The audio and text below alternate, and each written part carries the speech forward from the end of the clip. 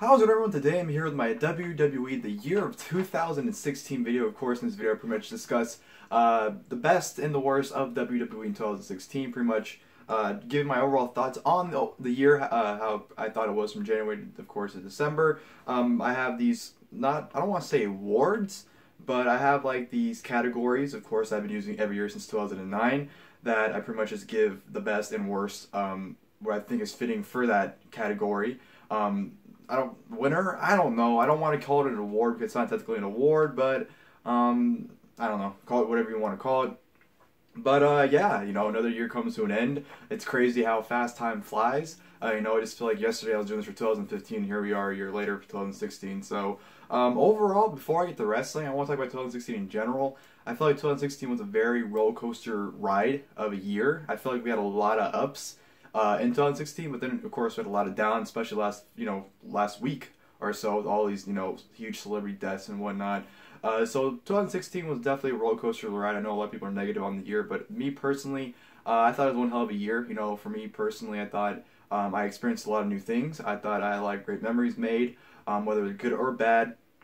I had a lot of new experiences. So for my personal life, I had a great year personally.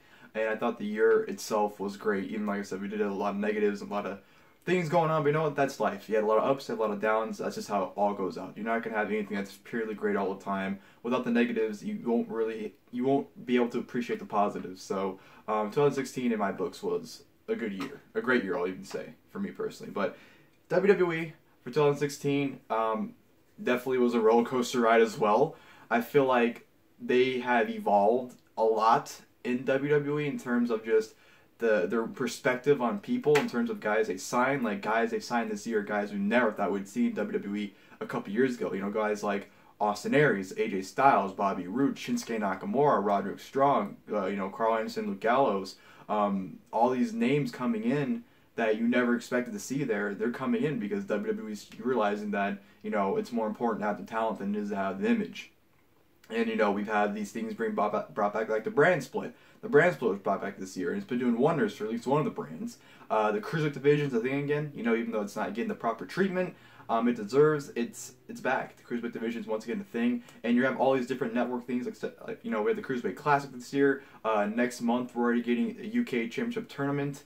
We're just pro wrestling, or just WWE, pro wrestling in general as well, has evolved so much in 2016. To me, you can't really say it was a bad year. Like, even though the product itself wasn't the best, because we did have a lot of shit in terms of, more so Raw. We had a lot of shit to sit through, but I feel like so much has happened for the good. You have guys returning like Shane McMahon. You had so much happen, so many eventful things happen. The biggest WrestleMania of all time, literally.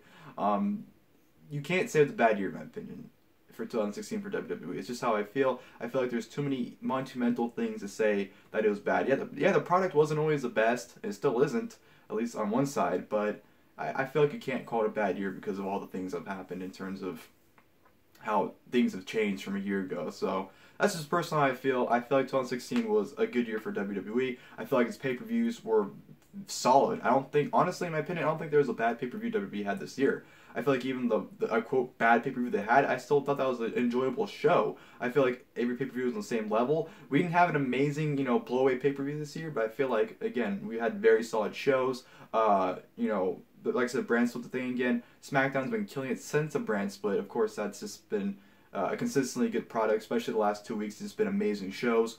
Raw, on the other hand, has just progressively gets worse and worse and worse. So Raw's getting worse, but SmackDown's getting better. So what can you do? You have 205 Live, which I honestly haven't watched in a few weeks. NXT, because this video is about NXT as well. It's kind of gone downhill.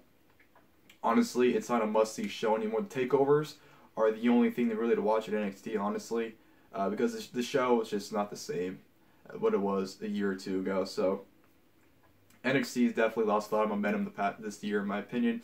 Even though they are bringing in all these huge names like Shinsuke Nakamura, Bobby Roode, Austin Aries, Roderick Strong, and and whatnot, but it just its name value isn't what it once was. But yeah, just my overall thoughts on the overall year, and let's just go ahead and get in the categories and start giving out awards. I don't know, winners. I'll just say winners or losers, depending on if it's a bad award or not. But jumping right into things, of course, we start off with theme song of the year. theme song to me is very important in wrestling because that's, you determine whether you're going to love what you're going to see next or hate what we're going to see next. So theme song is very important, and in my opinion this year there's two theme songs that are synonymous with two pretty much faces of their individual brands. And every time I hear them, I instantly pop and get excited because I know I'm in for something great for the main roster for WWE. Which, by the way, I think starting next year, because I know this video I've been doing the last day of every year, New Year's Eve. I think next year, on the last 3 days of 2017, that is, if I'm still around on this time, because I don't know what the future holds. If I'm still around this time and I'm still doing these videos, the last 3 days of 2017, I think I'll do a year of for Raw, SmackDown, and NXT. So I think I'll be doing 3 individual videos rather than doing one, because I feel like with all of them now being their separate entities, they deserve their own videos. So that's just how I feel. Since the brand split came in towards the end of the year, that's why I didn't do it now. But that's just the idea floating around for next year for anyone that cares. But theme song of the year, main roster for me, goes to AJ Styles for Phenomenal. Just right when you hear that, you know, not orchestra, was it orchestra? I don't know, whatever, piano, whatever plays at the beginning of his theme song, right when you hear it, instant pop, and right when it starts to, boom, they don't want none, what? They don't want none. You just can't help but sing along as well to his theme song. So, AJ Styles, Phenomenal, in my opinion, definitely the best song for WWE. And then for NXT, you know, honestly, it's between 2 theme songs, but the one I feel like I get more excited about, I feel like one is more for, well, they're both crowd-orientated now, but I feel like this one is the main song that I'm just really, really excited to hear. You know, it's a great song as well. And of course, that being Shinsuke Nakamura, The Rising Sun. Right when you hear that violin, you know, for something great. You know, the runner-up I'd say is Bobby Roode's Glorious Domination. That's definitely a close second, but I feel like Nakamura's theme definitely for me is more exciting. That definitely gets me more anxious for him to come out. So those are theme songs of the year, if you ask me. From there, I'm going to go to female superstar of the year. These two are pretty easy for me. Of course, for WWE, the main roster, I'm picking Charlotte Flair, even though I feel like at times she was terrible. She's really just, she's been the focal point of the women's division the entire year. She's made history. You know, she's become women's champion 4 times this year. She's main event pay-per-views. You know, she's made a lot of history for the women's division, really made it, you know, this outstanding thing, and put it on the map. Her and Sasha Banks both, but since Charlotte was more the focal point this year, I think she's more deserving of it. Personally, I feel like, you know, she just has a slight edge over Becky Lynch, because I feel like Becky Lynch has been more consistent this year than anyone else.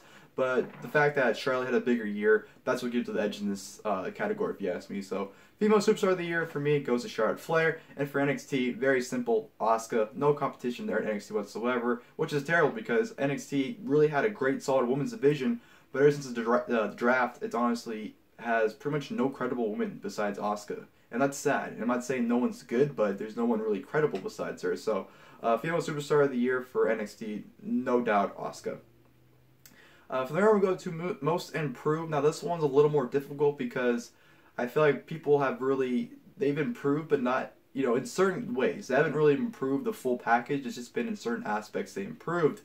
But for me, what I'm going to give these two people, I feel like from where they were last year, where they are now, they've improved in a lot of ways. And I feel like the main roster, the most improved for me is Baron Corbin. I feel like Baron Corbin was someone that people liked, but they always thought like, oh, he's decent in the ring. He's, you know, he's a decent character, blah, blah, blah. But I feel like this year, you know, since debuting at WrestleMania and where he's at right now, especially the last couple months since being on SmackDown, he's just been killing it. He's been delivering some really solid promos. His character is great. He's been in some great programs with guys like Kalisto. Even, you know, his Jack Swagger matches were good. His short feud with Apollo Crews was good. At the beginning of the brand split, especially this, you know, the triple threat he just had with AJ Styles and Dolph Ziggler. He looked absolutely amazing in that match. And I feel like in terms of the full overall package, I feel like Baron Corbin has delivered a lot in the past year, especially since being on SmackDown, like I said. So I feel like Baron Corbin has improved more out of anyone. So I'll give most improved in the main roster to Baron Corbin. And for NXT, this one's very difficult because NXT pretty much rotates the roster. There'll be people on NXT, then they'll get fired or called up, and they'll replace those people with someone else. So it's very hard to have the most improved for a brand that doesn't really improve a lot of people. They just rotate people in and out. So it's very hard. But for this person, I'm going to give to this person, even though right now they're on the main roster and they're doing great for themselves, I feel like they were in NXT for the first 7 months. So I feel like this kind of qualifies considering they're in NXT for 7 out of the 12 months. So I'm going to give it to NXT's most improved Alexa Bliss, right? Yeah, like I said, she's on the main roster right now. She's a SmackDown Women's Champion, but I feel like, she was kind of being overlooked at, because she was a manager for Blake and Murphy for the long time. And ever since she broke out on her own, she's been having great singles matches. She's been delivering great promos. And like I said, she's a SmackDown Women's Champion, so it goes to show you how far she's come since, managing just Blake and Murphy. So compared to where she was last year, compared to where she is now, I feel like Alexa Bliss has improved the most out of anyone in NXT. Even like I said, she's on the main roster right now, but considering she was in NXT for 7 of 12 months of the year, that's why I also qualify her for being on NXT's most improved. So, yeah, Baron Corbin and Alexa Bliss, I will say, have been the most improved for NXT and WWE. This one, I have rebranded it. This originally was the best DVD release of the year, but due to the WWE Network, I feel like I tweaked it a little bit, so it's now be a best network special / DVD and Blu-ray release of the year. To me, I haven't watched a lot of the DVD releases. WWE's DVD quality has just gone down significantly since the network. But I feel like there's been one special the network aired this year that I just absolutely love, and you can feel the energy from this person and the passion for wrestling. And that's going to go to WWE 24 Seth Rollins Redesign, Rebuild, Reclaim. That special from top to bottom is absolutely fantastic. You feel the love of professional wrestling Seth Rollins has, the journey he goes through. You just can't help but love the guy and feel his passion and think that there's no one else deserving in the world to be on top besides him. So that special, just like I said, absolutely amazing.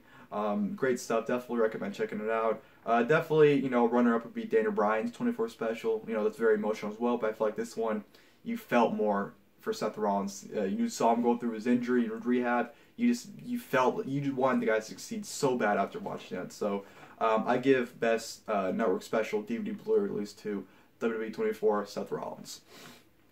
Alright, from there we go to most disappointing match of the year. Now this one's pretty simple for me, which by the way, most disappointing doesn't necessarily mean the worst match. People think that, but most disappointing just means you had really high hopes and didn't deliver to that. Now this match, people shit on it a lot, and to me personally, I still think it's a good match. I don't think it's bad, but definitely did not live up to the hype that it could have, and we know the reasonings now why it wasn't as good as it was, and that's Brock Lesnar versus Dean Ambrose from WrestleMania. That match, I think everyone had really high hopes for that match, and once it came out, you just had a one-sided Brock Lesnar, throwing Dean Ambrose around with Dean Ambrose getting a little offense, and the match just ending out of nowhere. That's what you got out of it, and of course, revealed on the Awesome podcast with Ambrose that, Brock didn't really want to do anything. That's why the match didn't live up to the hype. So that's why I give this match most disappointing. Like I said, I had really high hopes, so it easily could have been match of the night, but, we were disappointed because Brock didn't want to work that day, apparently. So Lesnar and Ambrose gets most WWE match of the year. And then, of course, for the NXT, it's fairly hard to give a match most disappointing for me because I think most matches deliver. But this match, I feel like it was still really good, but it could have been so much more than what it was.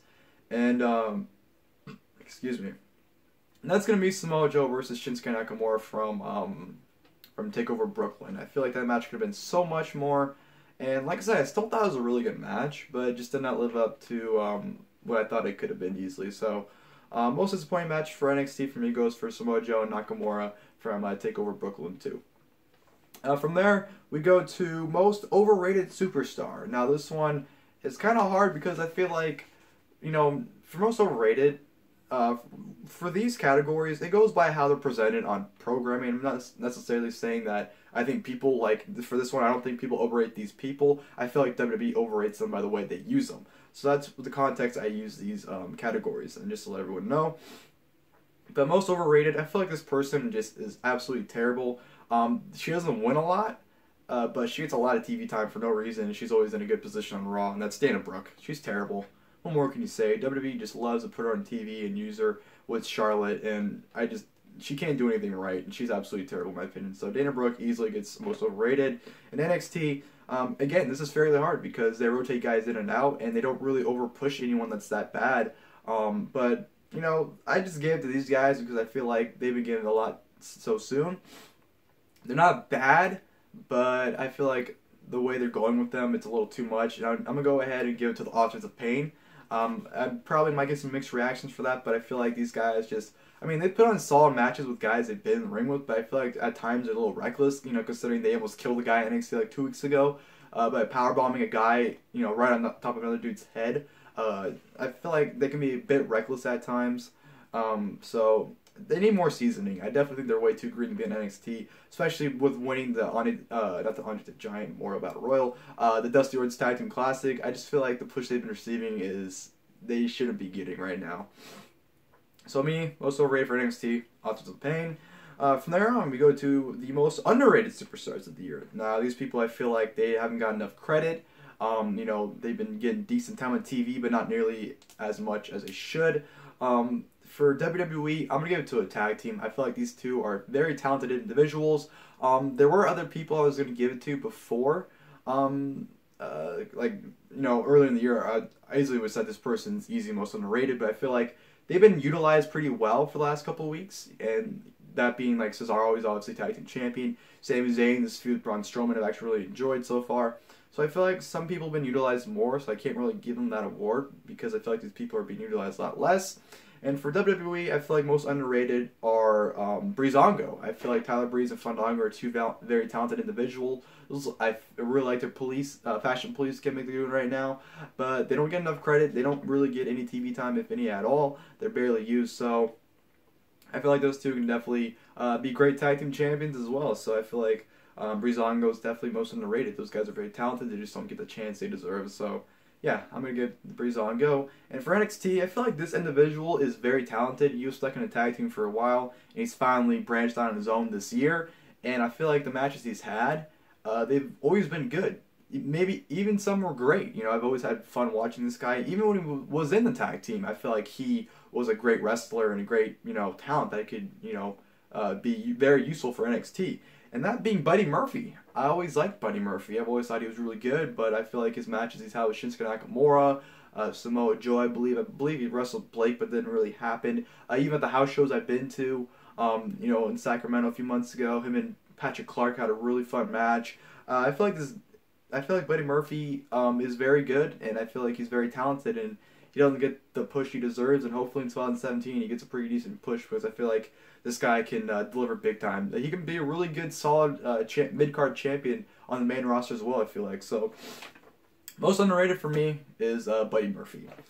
From there, I'm going to go to Feud of the Year. Now, this, to me, is a feud that intrigued me and kept my interest the most from start to finish. Now, there's been feuds that started off great, but progressively just got to the point where I didn't care anymore, which is why I'm not going to give it to a feud I think a lot of people are going to give it to.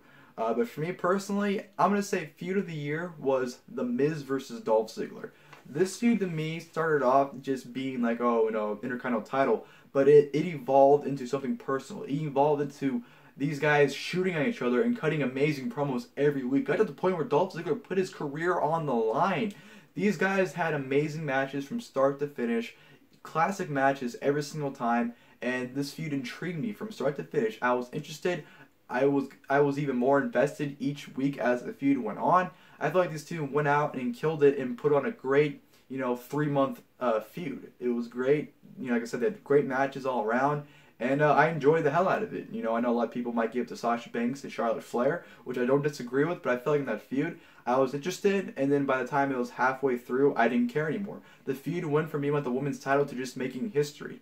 Where with The Miz and Dolph Ziggler, that feud the entire time was about the Intercontinental Championship. You know, Dolph Ziggler, like I said, was willing to put his career on the line for that Intercontinental title. So I feel like those two made that title important again, and I feel like it did its job. So to me personally, The Miz and Dolph Ziggler gets Feud of the Year, and for NXT, you know, there's not really too many feuds that last that long that intrigue you, but to me, it was, you know, Finn Balor and Samoa Joe. I feel like the journey Samoa Joe had to that title, where he was fighting every week, becomes number one contender, finally becomes number one contender, loses and rages and becomes number one contender again, then he finally dethroned Finn Balor, and then led to the cage match. I feel like from start to finish, the journey Samoa Joe had was a great one. So, yeah, Finn Balor and Samoa Joe to me, it's NXT Feud of the Year. One moment, take a drink, because a lot of talking.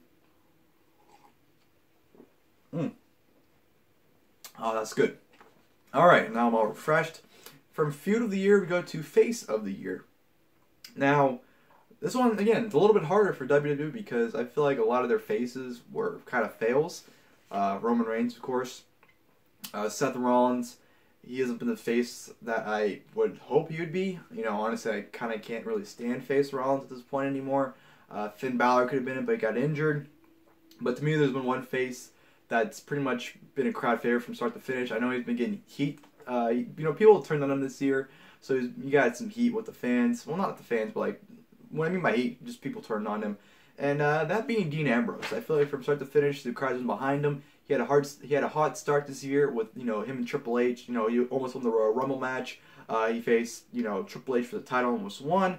Faced Lesnar at Mania. He had a very hot start, and then of course, you know, the momentum kind of went down. It started going down right as he became WWE champion. He won the title. People weren't, you know, necessarily thrilled because everyone wanted Seth Rollins to be champion when he won it, so people got pissed when he cashed in. You know, his title reign wasn't really going anywhere. They went to SmackDown and had a great feud with Dolph Ziggler for a while. Him and AJ Styles tore the house down for 3 months straight. I feel like Dean Ambrose was just the most consistent face they had in terms of just being a face. Like I said, you had other guys that kind of just weren't really bearable, but Dean Ambrose, you know, even though, like I said, fans kind of turned on him and, you know, kind of got tired of him, I feel like Dean Ambrose was the most consistent face year-long rounds, year-long. So I'll get to Dean Ambrose. And face for NXT, easy, Shinsuke Nakamura. He's been #1 since he got there, and I don't think there's really need to be explanation why Shinsuke Nakamura is face of the year. So, yeah, there's that. And then from there on, we go to mark out moment of the year. Of course, this is a moment where everyone just loses their shit and is very excited about it. Now, these two are very easy. WWE was kind of difficult because I had to choose between two of them, but I chose this one because of the unpredictability of it. The other one, you know, there was speculation that was going to happen, so when it happened, I was still marking out. But since this one was unpredictable and just really out of nowhere, that's why I'm getting the edges of this one. And that is Shane McMahon returning to WWE. Who didn't mark out for that? That was just an amazing moment seeing Shane McMahon back. I've always been a huge Shane McMahon fan, so when he came back, I was just more thrilled and very happy. So, obviously, you know, the moment I was referring before this one was AJ Styles debuting at the Royal Rumble. Again, like I said, that was speculated, so kind of don't want to say it's killed the surprise element, but Shane McMahon, no one speculated it, and it was an amazing moment, an amazing pop he had as well. So, Shane McMahon returning to WWE easily gets marked moment of the year. And for NXT, personally, I might be a little biased because I was there, but Shinsuke Nakamura debuting at TakeOver Dallas, that was just, seeing his entrance live and seeing him do the pose on the ropes was just goosebumps. And the match was just absolutely amazing with Sami Zayn. Everything about Shinsuke Nakamura's debut, to me, it was pretty much perfect. So, that gets NXT market moment of the year. From there, we go to Tag Team of the Year. Again, you know, some of these are pretty easy, and this one's very simple. You know, for WWE, The New Day, they were on top the entire year, even though they got to the point where I couldn't stand them anymore. They've been one tag team that WWE consistently has pushed and been behind, so it's very hard to argue New Day as being Tag Team of the Year, if you ask me. And for NXT, The Revival, how can you argue The Revival? These guys have had amazing matches all year, whether it was with End Zone Cast, American Alpha, DIY, any tag team you put them with, those two went out there and had amazing matches with all of them. So the Revival definitely gets Tag Team of the Year for NXT, no doubt about it. So pretty easy picks there. From there on we go to Best on the Mic. Now I feel like this one might get, you know, mixed reactions as well, but I feel like this one person has just constantly cut great promos, and, you know, week in and week out, and, you know, whether they're controversial or not, he got people talking. And to me, I'm going to give Best on the Mic to The Miz. I feel like he's one person that's consistently cut these amazing promos, whether it's on Talking Smack, Miz TV, SmackDown, Backstage promo, or whatever. I feel like he's been the one talker that's really just, you know, not broke boundaries, but like just really came out of his shell he's been in the last couple of years. Because, you know, Miz kind of has been complacent, not really doing much, but this year he's really broken out into his own again. And I feel like, you know, on the mic, I don't want to say he was untouchable, but he was just, every time Miz talked, my eyes were glued to the screen, and I was listening to what he was saying. That's how much he was intriguing me. So Best in the Mic, personally, I'm going to give it to The Miz. And for NXT, you know, NXT is not known for its talkers, so I'm going to give it to Samoa Joe. I feel like he's cut a lot of great promos, you know, especially the one where he's hunting down Shinsuke Nakamura, where he's telling Regal that he better give him the NXT title or he's in way late for the roster. I feel like, you know, Samoa Joe is definitely the the best talker in NXT. So no doubt Samoa Joe gets best on the mic. From there, I'm gonna go to heel of the year. Now this person I'm gonna give it to on WWE. This person gets legitimate heat, whether it's for what she's doing or just because people don't like her. She gets heat no matter what, and that being Charlotte Flair. I don't think anyone is really as hated on the roster right now besides her, honestly. Like, people just don't like Charlotte Flair, whether it's, like I said, the stuff she's doing or just her in general. People get pissed and boo Charlotte. So, yeah, she's the most hated person on the roster right now, if you ask me. So, she definitely gets heel of the year. And for NXT, again, NXT is not known for its star power in terms of, like, having all these characters. So, I'm going to give it to Samoa Joe once again. I just gave it to him on Best in the Mic, so I'm going to give him heel of the year as well because he's done the most heelish things, and he's been the #1 heel on there from start to finish this year. So, Samoa Joe for me gets NXT heel of the year. From there, I'm going to go to show of the year. Now, this one's a little more complicated for WWE because, again, like I said in the beginning of the video, I feel like all the pay-per-views have been solid, have been on the same page almost. I feel like almost every pay-per-view has just been on, like, the same, I don't want to be a mark here, but I'd give them, like, the same rating. But I feel like this pay-per-view stood out a little bit more. I feel like this pay-per-view had 2 matches of your candidates. You had a very solid undercard. You had 2 matches that were kind of just like bleh, but I'm not going to let those 2 matches affect the rest of the show. And the show of the year I'm going to give to is Extreme Rules. I feel like this show from top to bottom was very fun. You had a very fun tag match between Anderson and Gallows and the Usos. You had an amazing match with AJ Styles and Roman Reigns, and Seth Rollins came back after that match. You had that amazing Intercontinental Title 4A match. You had Rusev and Kalisto, which was a solid U.S. title match. You had Charlotte and Natalya, which was probably the worst match I've ever had, and Jericho and Ambrose Asylum match. But besides that, very fun show, top to bottom. That's probably the show I enjoyed the most this year. So, me personally, I give WWE Show of the Year to Extreme Rules, and for NXT Show of the Year, Takeover Dallas. That show was just amazing. Every match was incredible besides the Austin Aries Baron Corbin match. Besides that, American Alpha Revival was great. You had the classic match between Shinsuke Nakamura and Sami Zayn. Joe and Balor was great. Asuka and Bayley was great. Just an amazing show from top to bottom, if you ask me. So that gets NXT Show of the Year. And from there, I'm going to go to Promo of the Year. Now, this one is interesting because, to me, you get a lot, you get a lot of great promos.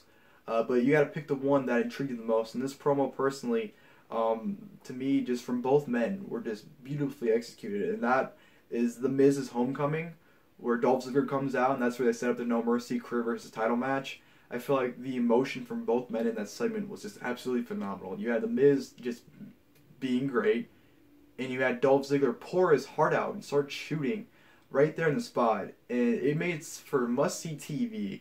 And that was just, like I said, the emotion was just, you could feel it. So, those two are just amazing segment there. So I'm going to give Promo of the Year to The Miz and Dolph Ziggler. Two runner-ups.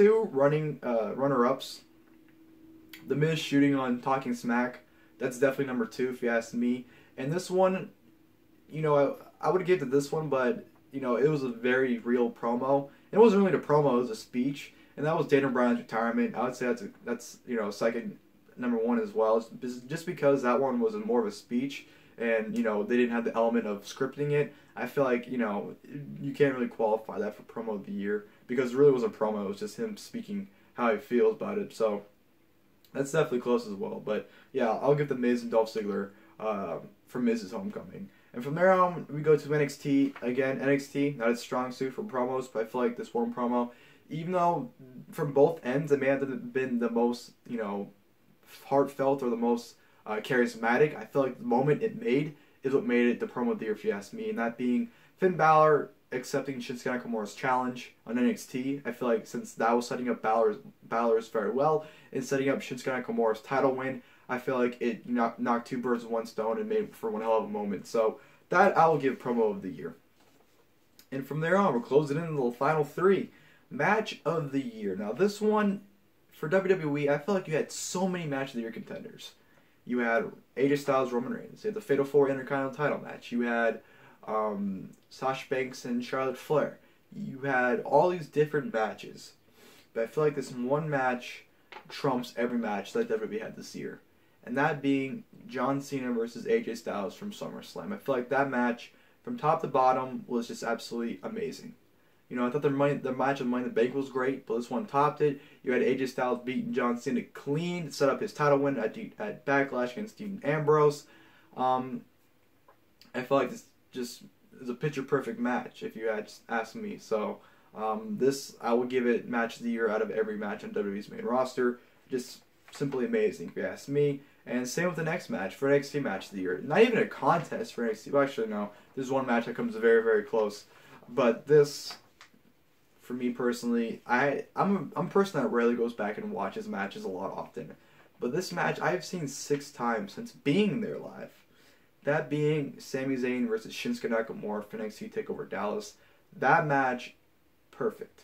The emotion, the in-ring work, the crowd, just, that's something you can't create. You can't practice that. And that's what made this match so special, because neither guy stepped in the ring with each other until that match. They didn't practice, they didn't do anything, they didn't plan. They stepped in the ring and let it go. They just let their actions speak for themselves. So that's just a fantastic match. Honestly, one of my favorite matches of all time. So yeah, Shinsuke Nakamura, Sami Zayn, NXT Match of the Year, AJ Styles, John Cena, WWE Match of the Year from SummerSlam. And then of course we go to Superstar of the Year. Of course, pretty much this is, who had the most impactful year in WWE. And I feel like these two men, you can't even argue that they're Superstars of the Year. WWE Superstar of the Year, not even a question. The WWE Champion, the face that runs the place, the phenomenal one, AJ Styles, the champ that runs the camp. Not even a competition. Because AJ Styles debuts at the Royal Rumble, has a singles match at WrestleMania, becomes number 1 contender, beats John Cena twice, wins the WWE Championship, and main events several pay-per-views. This, by far, one of the greatest first years in WWE history. He came in as an outsider in 2016. He's leaving 2016 as a face of the company. Come on. Not even competition. Had the best matches out of anyone this year. Best performances. You can't argue AJ Styles for WWE Superstar of the Year. Not even a question in doubt. Same with NXT Superstar of the Year. Shinsuke Nakamura, the NXT Champion, the King of Strong Style. Not even competition. He came in the NXT, beat Sami Zayn in a 5-star classic, if you ask me. He goes on, beats Finn Balor, the face of NXT, pretty much kicking him out of NXT. Beats Samoa Joe, becomes a 2-time NXT champion, and is the number 1 guy in NXT right now. Very similar impacts and very similar paths for Nakamura and AJ Styles. You can't even argue those two are NXT or WWE NXT Superstars of the Year. You can't even argue them. So why even bother? So Superstars of the Year: AJ Styles, Shinsuke Nakamura, the WWE Champion, and NXT Champion. Not even a question. And then we go to the final category, which is the Superstar to look out for in 2017. Basically, in this one, I give my prediction who I think the breakout stars or the guys who have the biggest years for next year will be. Now, these two I feel like are pretty interesting, especially the NXT one. The NXT one may be a little biased because I'm marked for the guy, but I feel like he'll have a breakout year for NXT that year. But for WWE, I feel like a Superstar to look out for next year is going to be Baron Corbin. I feel like Baron Corbin's going to have a really big year next year, maybe even world champion worthy next year. I don't know about that, but I feel like he'll be a pretty big focal point on SmackDown. I think they'll build a lot of big things around him. He might even have a big WrestleMania match next year. Who knows? But I feel like Baron Corbin will have a really big year. I feel like they're really behind him right now, and they're really pushing him. Like I said, he's towards the end of this year, he's been having a lot of great performances, and I feel like they're seeing that, and they're going to really start getting behind him and pushing him for that main event scene. So I feel like Baron Corbin will have a pretty big 2017, and I hope he does too, because I'm a big Baron Corbin fan. So hope to see him have a breakout year in 2017. As far as NXT goes, again, I might be a little biased. I'm a huge fan of this guy, but Roderick Strong. I feel like Roderick Strong, since his debuting, he hasn't really done anything. It was a big thing when he first came in, but I feel like it's kind of forgotten about right now. So I feel like revamping him and launching him and pushing him pretty big in 2017 will be a huge deal for him, possibly even becoming NXT champion next year. Who knows? But I feel like in 2017 they should really focus on pushing him, because I feel like he can definitely be a big star in WWE and NXT as well. So Roderick Strong, I feel like will have a big year for NXT next year. So yeah, that'll do it, guys. This has been my 2016 year of WWE and NXT video. Hope you guys enjoyed 2016. Like I said, I thought it was a good year for wrestling. Well, WWE wrestling, I thought it was an amazing year due to just all the craziness that's happened, the different promotions becoming hot, and just all these amazing matches. 2016, solid year. I enjoyed it. Hope you guys enjoyed this video. If you guys did, please leave a like below. If you guys would like, please, in these categories, they're in the description below. Give it your guys' winners, awards, to whoever you like. You know, you can copy and paste in the comments and put who you would give these to.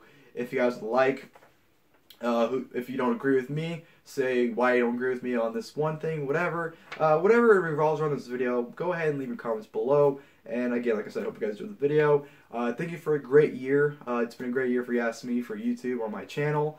Yeah, let's hope for a great 2017 because I'm excited for it. I hope you guys are as well. So until next year, I'll see you guys then. Thank you guys for watching the video. Walking on a dream.